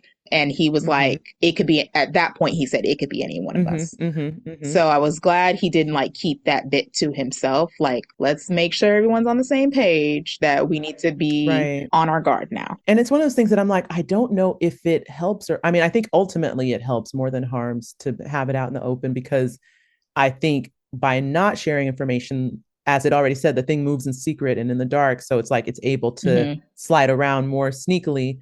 But the turn of making it an open piece of information is now everybody's paranoid and nobody knows who to trust. So it's like a trade-off. And I mean, but I would rather it be that way than the other way. I mean, to their credit, they had a great idea, right? And when we saw the blood, I was like, oh no, the blood! That was such a good idea. I was like, yeah, perfect. You'll see. It'll start trying to morph and get the other blood. That's great, wonderful. We have a way, and then you can just section off the people who, or you fight them. True. However you want to do it. You want to fight. You want to section them off and try to keep them alive, or be like, sorry, we know it's you. Bye, and kill them immediately. But they had a plan. I think they had a solid plan, and then and then that happened. Working backwards, which I didn't get a chance to do. I was like working backwards from the information we get later. I'm like, who was in the room that would have been the one to sabotage that effort in that moment that would have already been infected? I haven't gone back to do the work there.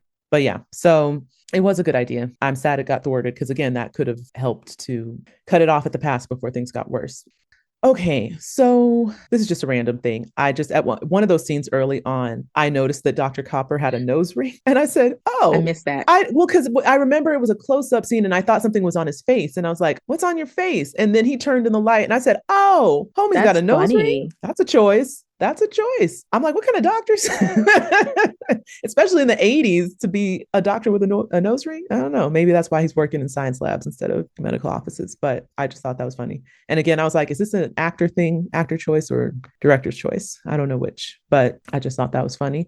So this was another question I had that came up when they had the little moment outside where Mac has his I know I'm human speech with all of them after they've burned the blood up and all that stuff. So obviously, at this point, we're basically dealing with like a game of werewolf, right? Like somebody in here ain't who they say they are. And it could be one or it could be multiple. And my question was, do the werewolves, so to speak, know who each other are? Or do they not even know if there's another doppelganger in their midst and they only just know that they are? I just am wondering if there's like a, how when you play the game Werewolf and the town goes to sleep and then the werewolves can kind of communicate with each other, like, we're going to go after this one. And if they work together to do that and can have cover, or if they don't even know if there's another one among them and they just kind of operate on their own. I was just curious. And we don't get an answer. Yeah, we don't. It would make it interesting if that is the case where it's like, I see you. And they're like, I see you. And it's like, we gonna get these clowns. All right.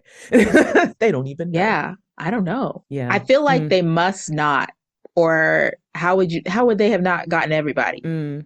True. Yeah, it seems like uncoordinated. Or is it? There's a lingering question I have Yeah, that at will the come. end. Yes. Yeah, you're right. You're right. So, yeah. You're right. This movie makes your brain just be like, oh, who's it? The paranoia. Oh, you feel it. The other thing I noticed, I love that they used the split diopter focus, which was iconic in Jaws, that kind of thing where you can see two things in focus at the same time. That's like one in the foreground and one in the background. They did that a lot with Clark whenever he would encounter McReady, especially once he had the scalpel. Yeah. And you would just kind of see that in focus, but then you'd also see McReady. And I was like, oh, I just love when they do a good split diopter, because it's just like, again, it adds a sense of, I think, unhinging, right? Because you shouldn't be able to see those two things in focus at the same time, and you do, and you're trying to like watch one and watch the other. It's like making your brain have to do the work more to be like, wait, who should I be watching right now? What should I be watching? It's a good camera choice. I just thought that was something to shout out. Want to know another fun fact? Sure. Oh man, this one got me thinking. Get it? Thinking. I shouldn't have to explain a pun. Anyway, Dr. Copper's death scene, the iconic body unmorphing that happens with not the autopsy, but when they try to rescue. See, I'm getting them confused again. Who was it that got knocked out? Norse. Okay, yeah. Dr. Hopper's death scene. Obviously, we see him do the paddles, arms get chewed up. It was gross. We all hated it. But that death scene was actually shot, and the reason why it looked so real, it was shot with a double amputee. It was a man who had lost both his arms in an industrial accident. And what they did was they basically replayed the scene, and when they got the close-up, they had him wearing a mask that looked like Richard Dysart's face, and he had prosthetic arms attached. So when they ripped off, they looked more like they were actually ripping off real arms and not fake arms ripping apart. So again, just the commitment to the aesthetics and the sci-fi effects in this movie are crazy. And that scene was awful. so awful. It just went from bad to worse. Because, okay, so here's the other thing. When they're fighting and tussling with McReady and he throws him off of him and both of them go flying back, Knowles and Norris, right? Knowles is fine. Norris is immediately like, ugh. And I was like, did something happen that I missed? I was like, did he just have a random heart attack, or why is he just like, he hit his head on the like the shelving? That's what I thought. Maybe. I'm not sure. I mean, again, I don't know, but I just thought it was so, I felt like there wouldn't have been enough force to cause that to happen. It just felt like one of those things that I was like, man, he went down easy. But he was the thing. Right. Exactly. And that's when it happened, I was like, oh, maybe that's why he went down so quick. Because he wasn't. And again, if he had recently transformed, we know that there's a strength component where maybe he hasn't like gained enough strength to be able to keep his body intact. Or here's another question. Do you think maybe the shapeshifter is never fully like at human capacity strength in a shapeshifted form? Like maybe it can't be its full strength when it's taking on another form. So it always kind of has a weakness, so to speak. Because I thought maybe it was because of, like when we saw Bennings, was it Bennings? When we saw Bennings and he basically kind of ran out of steam trying to run away, but it was because he was still in the process of mutating. But then that makes me wonder if maybe just because it's holding another form, it can't really ever be too put together. Like it has weak points, maybe because it's trying to hold a different form than its own. I don't know. It might be purposeful. No, I think it is purposeful. I don't think they gave the thing enough backstory for us to know, but I don't think that's bad development. You know what I mean? I think it's purposeful. Right. No. Yeah, I was like, if nothing else, it's just maybe it didn't have enough time to be at full human capacity, and so it got taken out easily. It just was one of those things when I noticed him fall back, I was like, it doesn't even look like he hit his head on anything, all that, like that would knock you out like that. Yeah, maybe it's just weak. Yeah. Because again, Norris is another one of those where you're like, well, there weren't any times that you won't, like he was out there doing stuff with them a bunch. Right. And he seemed fine. Right. So when did this happen? And when exactly. I was like, I don't like the way you guys keep treating child. Oh, yeah. I don't like this. Well, first of all, the previous scene when Max sends him to be the one to go talk to Blair, I was like, yeah, send a black guy. He about to die. It's a horror movie. He about to die. Right. And then when he wanted to take the job from Gary And Max said, how about somebody who's a little more even tempered? I was like, listen, up until this point, yes, he had been very questioning about things happening and the decision making, but I don't think he has done enough for you to say he's not even tempered. I don't like this. I don't like the way they treating this black man. It feels, I'm triggered. Okay. I was like, I don't think he deserved that comment. I agree, but it's also a mixed bag because I'm like, I can understand again the level of anxiety that he has. Cause like, listen, I'm a black man in the 80s. I'll be the first person to get thrown under the bus. I don't trust y'all. Like, and yeah, I'm gonna like express my dissent in just out and out being like, sure, white guys, I'll trust you guys to, have my back. Yeah. And like, I don't think he was any less outspoken than like Palmer was up until this point. So it's like, why are you the one? Palmer and Gary, even though Gary like diffused by being like, all right, well, clearly I shouldn't be in charge because you guys don't trust me. But like Palmer, Gary, and Clark were super antagonistic. Mm-hmm. So I'm like, but then again, I don't know. It's one of those, it was a very pointed statement. And I feel like they gave everyone else an out about it than Childs. Cause like, again, Gary was being that way, but then he was like, fine, take my gun, someone else be in charge, whatever. And then Clark literally tries to stab him when he goes for the gun. And then he's like, okay, I guess I'm in the wrong too. I don't know. They all got to get back off points where Childs was the only one who just like maintained I don't trust y'all and I'm not conceding that point. And then that made him look like he was being, unreasonable. And it's like, y'all are all being unreasonable. And again, homeboy literally just came at me with a knife. Whatever. So I agree. Okay. Blair. At this point in watching the movie, I'm thinking to myself, I don't know where I stand with Blair at this point. I don't know that I don't know where he is, and I don't know that I should still be trusting him or not, especially when they go back to retrieve him to do the blood test stuff. Or no, not yet, not the blood test. When they go out to talk to him, and he's like, I want to come back. Just ask him where Fuchs is. Yes. Yeah. He's like, I think I'm okay. And like, whatever was going on with me, I'm fine now. So you guys need to let me back in. It felt very vampire asking for an invitation inside the house.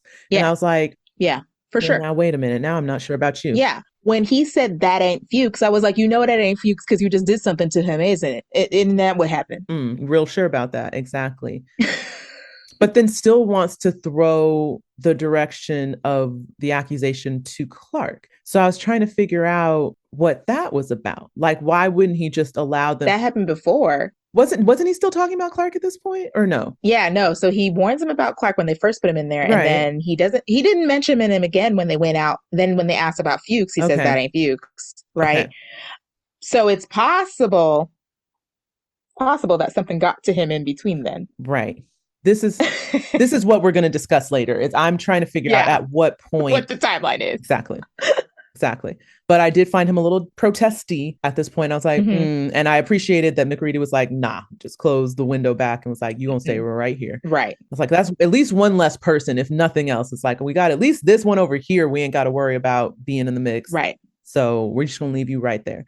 Yeah. It gets real chaotic in this section and all the accusations that are being thrown and levied and everybody just getting real like hurt. I was like, well, this is making my blood pressure raise up. There was one more unimportant thing, but this might be another like, oh, they're scientists, they don't know what they're doing thing. But when they were boarding up the doors, Mac and Knowles are still checking his shot. And so Palmer has come back and they're boarding up everything. I drew a picture of it in my notebook. I was like, this is so silly. So here's the door and here's the door handle, right? And then Norris puts a 2x4 under the door handle, much like you would like if you've like ever wedged like a chair under a door handle to keep it open. Yes. To keep it from being able to be opened, right? That enough would keep the door closed, right? Then he puts a nail into the 2x4 in front of the door handle. So at first I thought he was going to hammer it in a little bit and leave it up. So maybe there's something pressing against the door handle, right? Yeah. And then he hammers it all the way into the 2x4. Just goes through the other side. There's nothing.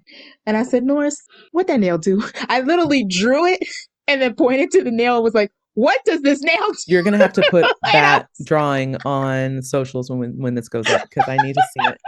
I need to see that. I was like, Norris doesn't know what he's doing. He's just in a panic hammering stuff. Well, and Maybe it's also telling of what we find out later. Right. So yeah, maybe he's just trying to blend in at that point. Maybe it's already got him there and he's just trying to blend he's in. like, Well, they're hammering stuff, so Okay, guys. All right. We're getting closer and closer. Or wait, is this the last section? Is this the last section? It is. Yeah. Oh, okay. All right. Mhm. Weeding out that thing. We gonna get this thing out. All right. So McReady tells everyone to tie themselves up. He is looking very sketch and he's threatening people's lives. So folks are just like, all right. But he's asking everyone to tie themselves up so that he can conduct a new blood test experiment that he thought of in the midst of the previous thing that happened. Childs is adamantly refusing to be tied up, rightfully so. And Max says, if he don't tie himself up, he'll kill him. And Childs says, go ahead and kill me. And while they're distracted, Clark tries to rush at Mac with the scalpel that he still has in his hand. But Mac quickly turns around and shoots Clark in the face. And that is the end of Clark. And everybody was like, oh, shoot, you are serious. So once everyone is tied up, Mac explains his experiment, which is that he realized that the thing has a will to self-preserve. So at every molecular level, this thing is going to try to protect itself. Thus, if we were to touch some of its blood cells with a hot wire, it would be akin to it being attacked by fire, and the blood will respond by trying to rebuff it. So he starts with Knowles, gets a blood sample from his finger and Windows. They both clear. And I think he's going in order of the people he least suspects, right? So he does those two first, they clear, then he asks Windows to continue helping him get everyone else's samples. Then he goes to himself just to be like, just so we're clear, I ain't it either. So his blood clears. And then he goes on to do the two deceased bodies, Dr. Copper and Clark. They both clear. And then that's when Childs gets pretty ag and is like, yo, test is BS. Because one way or another, either you just killed an innocent man or it don't work the way you think it works. And one of us could still be it. And I'm not about to sit through this. Yeah. And Gary, too, is like, this doesn't prove anything. Exactly. So they're both rising up. And then they get to Palmer, who is oddly quiet through all of this. And sure enough, they get to his blood and he touches it with that wire and that thing jumps up out of that blood container. And they're all like, oh no. So Palmer transforms as soon as that happens. So, yeah, I think you're right. I think this is a protective measure. I think he's like, oh, well, I'm made. Now I need to get out. Exactly. So Palmer then transforms and the thing bursts out of his skin and Windows freezes right in front of Palmer, which was a dumb thing to do. Mind you guys, he had a flamethrower on. But he freezes and the thing attacks him, of course. And so Mac's flamethrower starts sticking. He tries to start burning it up, but he can't get it to light. It's not catching. I don't know if it's out of fuel or what the situation is, but it takes him a bit and that gives the thing time to chomp, chomp, chomp on poor Windows. And then finally he gets the torch to light and he sets them on fire, both Palmer and Windows respectively. Once they do that, he continues to resume with the testing. He goes to Childs and Childs clears, fortunately. And then he has his little fit to be let out of the chair. And then lastly, Gary, because he mentioned earlier that he already suspected Gary and he was going to save him for last. But Gary tests negative as well. So none of the rest of them have the thing's invader cells in them. So now that everyone is untied, Mac, Knowles, and Gary decide to go back to the shed to give Blair the test. And Mac warns Childs that if Blair tries to come back without them, to kill him. So they get to the shed only to find that Blair has either created or found a tunnel underground and made it an escape path. They follow the tunnel's path, hoping that it'll lead to Blair. It instead leads them to a makeshift ship that Blair has been building with the remaining helicopter parts from outside. Above, Knowles thinks that he sees Childs wandering around outside the base camp exterior. And he calls the others over and they question why he'd be outside. They're all thinking that's pretty suspicious. And they realize that the thing has shut down the generator. So no heaters going on. They're basically assessing that it's trying to freeze the place out so that it can hibernate itself while all the humans freeze to death. Mac determines that they can't let the thing rehibernate and potentially flee the camp when a rescue team comes. So they have to rally together to start setting fire traps around the campsite and heat this place up. They accept that they probably won't make it out alive, but if it keeps the thing from reaching civilization, it'll be worth it. As Gary installs his dynamite in the old storage room, the thing version of Blair finds and ingests Gary, hand to face. While that's happening, Knowles and Mac are setting charges, but Knowles notices Gary being carted away in a weird way, and he goes looking for him and disappears. Dumb. After a while of noticing that he hasn't heard anything from Gary or Knowles, Mac goes looking for both of them, and he hears something weird, and he raises the charge on his dynamite. But at that point, the thing rushes at him via the underground tunnels, and then it just bursts up from the ground in its natural form, or maybe not natural form, we're not sure, but not human form. And it starts kind of transforming into this monster looking thing with teeth and claws. But then out of its chest also comes the dog head thing that we saw before when it transformed from the Malamute Huskies, and it looks gross and it's weird. And before it can attack Mac, he chucks some lit dynamite at its body and takes off, and then it blows up. And all throughout this time, they've been setting off dynamite and fires and Molotov cocktails in rooms to try to blow the place up and lit it on fire. So we pull out and we see the whole campsite is aflame. And Mac sits to take it all in with his booze that he somehow has managed to keep this whole time. And as he does so, Childs reappears from the snow. And they look at each other suspiciously, and Mac curtly asks him where he's been. And Childs responds that he thought he saw Blair and went outside to track him down, but he got lost in the storm. They continue to eye each other. And as Childs sits, he declares that the fires have raised the temperatures all over the camp and that the thing won't survive long. And Mac replies that likely neither will they, and that maybe they shouldn't. And Childs makes a last-ditch effort to persuade Mac that he isn't the thing and has nothing to fear. But Mac says, if we have any surprises left for each other, I don't think we're in much shape to do anything about it. Childs smirks and asks, well, what do we do? And Mac replies, why don't we wait here for a while, see what happens? Childs laughs to himself, takes a swig of alcohol, and exhaustedly reclines against the rail. And an exasperated and equally unsure Mac rests his head against a railing as the fires continue to rage. And that is where it ends. So we'll go back up to the top. At the tippity top. So Windows is the only one that is not tied up because he's helping tie them up, right?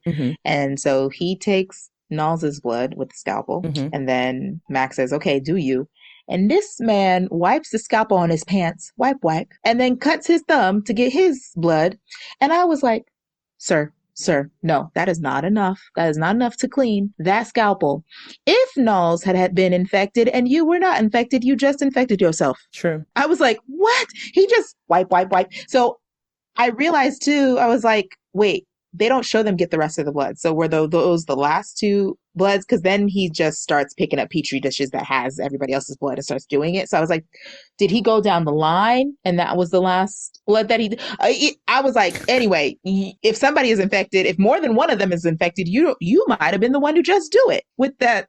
Also the true. Knife cleaning skills. You're like hygiene people. I was very, I had this thought, and also earlier on with the autopsies, I was like, the COVID pandemic has really shaped the way I watch things like this, because I don't think I ever had this thought before, but every time I see something like this where they don't know what has happened to someone, I was like, where is your PPE? You don't know what this is.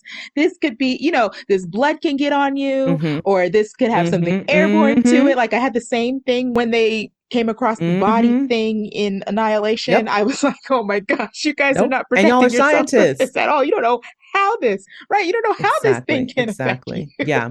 Several of these scenes where they're cutting into things, I'm just like, y'all are not doing enough to ensure your own safety. Like they didn't even have gloves on. Nope, sure didn't. He was handling all those organs without gloves. Yep. Okay. Early on, when they're all losing their minds and Mac is threatening them with dynamite and is like, y'all tie yourselves up or I'm gonna kill everybody. On one hand, I was like, okay, because at this point, it really is like, who is who they say they are? Mac could be it. I don't think so, but he could be. That'd be a surprise little twist. But I'm like, at the same time, I'd probably say, okay, blow yourself up, blow us all up. Let's see if you'll do it, because that would be a good way to weed out the thing, right? It's like, well, clearly if self-preservation is the name of the game, then he's not going to light that fuse. So I might have just rushed him anyway. Now, granted, he did have a gun, so he could have still shot you. Yeah. Like he did with Clark, which I was like, well, he's a man of his word. He said, I'll kill you. And he did. And clearly everyone took notice of that. It's like, oh, okay. I guess we don't play with him. He's not for the play. It's funny that you say that, because at this point I was thinking, I was like, I think this is another reason why I thought, like, once they split off, they're not connected to each other anymore. Because I was like, well, Mac's clothes, ripped up clothes, have been found twice at this point. So I'm thinking Mac is a thing, right? And so I was like, he's a smarter thing than the other things, because He did protect himself just now, but he did it with the gun because he had a gun. He didn't need to reveal himself. I don't know what this means, but this is what I was thinking. There's a lot of point. like back and forth because I definitely have points where I was like, oh, he's it. No, he's not it. Yes, he is it. He's a smart it. No, wait, no, that's crazy. That don't make no sense. Like up through the end, even I was still just kind of like, was he it? Is he it? Right. Now, speaking of Annihilation, the scene where they're all tied to chairs when the thing lets loose from I can't keep the name straight. Palmer, thank you. Made me think of the bear scene in the cabin in Annihilation, where they're all like, no, we're tied up. The thing is loose and we can't do nothing. I was like, this is straight up that scene. Yeah. Different sci-fi entity, same amount of fear and inability to do anything about it. So when you said what you said about Child's response later, I was like, that Raymond, hilarious. Cut me loose right now. Right, because they still hadn't tested Gary at that point, right? So he's like, if Gary is one of them things, I'm not gonna be sitting I'm gonna be the first one to get right chomped. next to it, I'll right? just watch Windows. The same thing happened. You ain't about to cut me loose. Cut me loose. It was funny. It was funny. I wonder if that was written in or if it was an improvisation. I would love it if it was like a moment that Keith David was just like, this is just a genuine reaction, right? Ain't no way. You're about to get me. But it did make me think of Annihilation. I was like, this is the same situation. They all tied up. Thing comes in, attacks. They can't do nothing. And then they're just like, get it. I went that way. Oh, flamethrower. Like, what are we going to do? Nothing. I have this note. It's a silly note. But there's a moment where Keith David is like staring out the window with his flamethrower, and then Matt comes in to talk to him, and he just kind of looks. And I was like, all of Keith David's looks throughout this movie are giving Jet Magazine. Like it's just like him in black, and just has like this little stare and a smolder. And if it's not suspicion, it's smolder. And I was like, these little side eye looks are just giving like cover of Jet Magazine, Ebony Magazine. Like I don't know what it is. It's like I think it's the goatee or like the facial hair and the shaved head. It's giving 1980s Jet Magazine. I don't know. That's funny. That's all I could think. And if anyone listening doesn't know about Jet Magazine. Oh, Jet Magazine. It was a little teeny tiny magazine for Black folks. And I say teeny tiny because it was literally small. Yeah, it was like, TV Guides used to be small. On what else? Like Reader's Digest. Yeah, Reader's Digest. That's what it was. It was that size. My grandmother had a bunch of them. We found like stacks and stacks of them going through her stuff. Yeah. Okay, so I'm gonna make my Nalls comment, and then we're gonna talk about Blair. The only thing I wanted to say was that when Nalls went wandering off, I got so mad, and I literally had that Tyra Banks moment where I was like, "We were rooting for you. We were all rooting for you. Like, why? It made no sense to me." If you saw the thing, I would immediately go get McReady. He's got a flamethrower. They were both standing right there. It's like you just saw, like, why didn't you say, hey, Gary, is that you? Gary, you all right? Instead of, I'm going to quietly walk away and not even let Mac know that I'm leaving. It was the silliest, dumbest thing, and it made me so mad. I was like, this made no sense. Yeah. I would have just been like, yo, I think I just saw Gary get taken. Let's just blow this place up and go. I would have been in self-preservation moment. I'm not going to go chase. What am I going to do? What am I going to do at this point? Running behind the dark, shady corner after the thing. Even if it's just Gary. Sorry, Gary. Good luck to you. Right. I just was so upset because it was so unnecessary. He could have lived. Right. Anyway, let's talk about Blair. Once we got to this point, I definitely started backtracking in my mind. At what point do we think Blair got infected? Because there's several points where it could have happened. Right. And I was trying to figure out based on either his like cadence or intonation, if there were any clues as to when the change occurred. And I'm still not quite clear. Because I'm like, it could have happened at the lab when we were talking about all the lack of PPE. I'm like, it definitely could have happened while he was handling all that stuff. Right. Yeah. At either one of the autopsies. Made his determinations and then, I'm transforming. I don't know. And if it happens from like maybe just like a drop of blood got in through a cut or something like that, would it happen so aggressively or would you slowly just start changing from one thing to, I'm wondering if it could have been subtle enough for him to not even know. Yeah. So here's what I think. I think it takes over two ways, and that's why some are apparent and some are not. Okay. So I think, like it said in his notebook, right, it ingests and then absorbs, right? So that's like, those are the attacks. So those are big and messy and grotesque. or it assimilates like the simulation that he ran on Mhm. the computer, which is just cell by cell. So I don't think it necessarily assimilating would mean, right, it's just taking over Yeah. its host. So There's there's no indicator. no visual change that needs to happen, right? And so I think it is very possible that the reason why he goes nuts is because by that point he's like, oh, it's That's what already I'm got me. wondering. I was like, was that the indicator there that he Mhm. was already starting to mentally unravel because Uh-huh. it's already taking over? Yeah, and or just because now he's Mm. aware because he ran the simulation and he saw how the little drop of blood took Mhm. over the Mhm. dog Mhm. cells, right? I'm wondering if it did happen that soon because I was like, if it wasn't then did something get to him while he was out in the cabin through the tunnels? Because I feel like there was another point where I was like, oh wait, maybe this is when it happened. Because for sure, by the time Hmm. McCready came back, he was already acting weird. Yeah.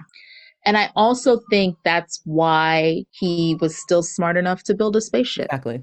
Like it keeps, because it didn't eat him Right. and kill him, it still Right. had him, if that Right. makes, you Yes. know what I Yeah. mean? Yeah. So and it could also be like you said, just all that time he was out there, he was just slowly changing over. And then by the point that he encounters McCready that second time, it's already fully taken over. I'm wondering how many days he was in full form of Well, it's hard to tell because it's hard to tell what That's day, also if true. days were passing or if like the next thing was just an hour That's later in also the true. same night. Because I guess I'm trying to figure out the Yeah, but I spaceship. I'm do like, if think, you built a yeah, spaceship, how much time did you have to build that? right. Yeah, and I was like, that doesn't make sense, but okay. But yeah, like I think the whole assimilation part, and that's why he's still like a functioning human that can talk because Bennings got eaten and he didn't even have a voice anymore. He was just a Mm-hmm. monster Mm-hmm. voice when he tried to Mm-hmm. open his Mm-hmm. mouth. Yeah. Okay. So then that maybe answers my question, which is maybe the whole time it was Blair and he just figured out how to get out of that cabin and start shifting around and doing stuff without people realizing because they thought he was off in the cabin set apart. It's possible. I don't know why I Okay. don't think that. Let me think about this. Let me think about this. Because the thing is, what we know, and this is what I've been trying to backpedal on, we know Clark wasn't it because the original suspicion was him because of his interaction with the dogs. We know Right. he wasn't it. The Yeah. first person to be revealed as having been consumed was who? It wasn't Bennings. It was before Bennings. Who Was there someone before was there Bennings? not someone before Bennings? Okay, I guess Bennings was the first one that they out and out knew. They saw it Right. eating. And then the next person to get revealed was who? Clark? No, not Clark. Sorry. Why can't I think of his name? Then the next person that dies is Fuchs. Fuchs. We don't ever see it Right. happen, and they think But he burned Fuchs, yeah, himself up. went out to address something. So the reason why I think maybe it was Blair the whole time is because everyone kept seeing someone navigating outside and would go out to pursue it. So it happened to Fuchs and it happened to Childs. So I was like, has he just been kind of operating in secret and people just assumed he was out there not being a problem and was just a slims? But then we have the mystery of the Long Johns in the kitchen that happens between Bennings and Fuchs. So the next person who is quietly is the Palmer, thing, right? right? So meaning is Palmer, right? Right. So did Palmer very early on get the blood somehow and change at some point, and those are his Long Johns? We don't know. But if we're going with the theory of you can blend in if you've if the blood has assimilated versus not been attacked, then I don't think Blair attacked Palmer. He must have come in contact with blood somehow. I mean, and they all had the potential to because they all helped with disposing of it. So I don't know when that happened, but I don't necessarily think it's Blair. I guess my thought was I feel like Blair had to be the first person to get someone else because who else was handling all the things like that, right? That's what I'm saying, though, is that at some point in time, they all helped bring the remains and stuff out. So I don't know. After Bennings, when they were burning other stuff up, they all helped bring stuff out. So I was like, that could have been a time, but I don't know. Yeah, I'm very. Yeah. Okay, we'll never know. Yeah, I think it's pieces and parts of stuff moving around, and we'll never know. But I do think Blair was the first, but I don't necessarily think he was the propagator of everything. Yeah. Yeah. But clearly was also setting things up so that it could happen because I think that's why he said store the bodies and not burn the bodies. Because if he had the information he had, knowing what it could do, he would have immediately said destroy them if he hadn't already been turning himself. Yeah. So I think that's why he was like, oh yeah, just put them in a storage closet. And then that way they have the chance to just goop off and do whatever, which I don't know why nobody thought that's a silly thing. Let's just burn them. But whatever. Well, I mean, Bennings said why. Wait, what? I don't remember what he said. Remember, Bennings was like, it's the find of the century. Because they're scientists. It's back to the scientists. But I still feel like somebody else, like McReady, doesn't seem as moved by that. So I'm surprised he wasn't like, no, we're burning these. Yeah. But I guess he wasn't around. I don't know. He was just following orders until he was the one in charge. And then he was like, F this ish. I just feel like, had I been there, I'd been like, I'm not staying in a camp with these infected bodies. I don't care if you put them in a closet or under the ground. Yeah. If they haven't been fully ashen, I'm not. Right. Well, and with that, can we give it up for Childs to staying alive for the whole time? You're right. Yes. I was made like, it to the end. Wow, we didn't follow the horror movie trope, because I surely thought he was going to die early on, and he made it to the end. And I mean, even though like you said about Knowles, stupid decision got him in the end, but he made it down to the top 4. Yeah. So that brings me to some more fun facts to wrap this up with, guys. So some other fun information to know about this film, because when I got to the end of this, I was like, this was a really good movie. And I get why people would like have this in their canon of sci-fi or horror flicks, because like for a movie that was made in 1982, this was disturbing as all get out, and definitely had your suspicion on 10. And I just thought it was well executed. But apparently it did not do so well at the box office. And that is largely in part due to the fact that it came out at the same time as E.T. So it came out the exact same day as Ridley Scott's Blade Runner also. So both of them were competing for box office draw, but they were both overshadowed by E.T. And this film ended up being a flop, only grossing $19.6 million on a $15 million budget. So it did not do well in the box office. Also, due to that, John Carpenter was originally slated to direct 1984's Firestarter with Drew Barrymore for Universal, but due to the losses that The Thing took, he was taken off of the project. So that kind of sucks. Another fun fact, John Carpenter apparently considers this movie to be the first in a self-proclaimed apocalypse trilogy, where the other two films are Prince of Darkness and In the Mouth of Madness. And apparently they tried to make this movie in the 50s, or adapt it in the 50s, and the movie they made was called The Thing from Another World. And I guess it didn't do so well because they didn't obviously have the budget to do proper effects for a shape-shifting entity. So they said that the monster in that movie looked a little more like Frankenstein's monster than it did some weird amorphous shape-shifting thing. But apparently John Carpenter saw that movie and read the book and was like, I think I can do a more faithful adaptation in film. And that's what prompted him to make The Thing. Lots of crazy things happen on set with cast and crew. Apparently, in the middle of filming, Keith David broke his hand and they had to kind of work around it because he had a cast on, and John Carpenter was really upset because he didn't want to recast him. And so they apparently made this kind of like black glove thing that they would put over his cast hand so that it wasn't so obvious that he had it on. Another thing that happened is that Kurt Russell famously threw an actual stick of lit dynamite for one of the scenes and misjudged the distance of the throw.